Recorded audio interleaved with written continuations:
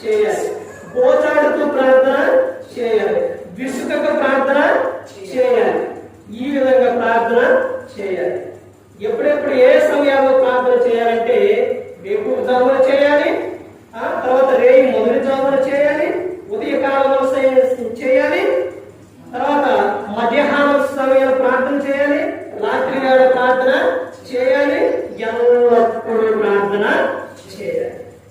ప్రార్థనే క్రైస్తవులకి ఆయుధం. ఆ ప్రార్థన ఎప్పుడు కూడా క్రైస్తవులు మర్చిపోయే విధంగా ఉండకూడదు.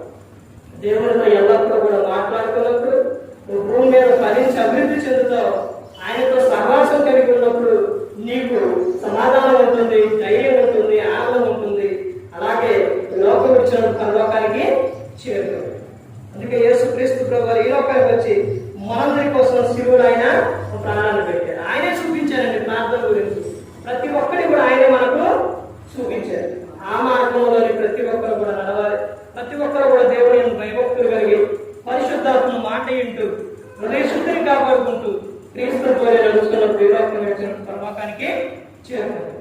మరి ఈ విధంగా పెట్టి మాట్లాడించిన తండ్రి అయిన దేవునికి కృతజ్ఞతాస్తుతులు చెల్లిస్తూ ఎంతవరకు శ్రద్ధగా ఉన్న మీకు ప్రభు పేట నా హృదయపూర్వకంగా చెల్లిస్తూ మాట ముగిస్తున్న అందరికీ వందనాలు.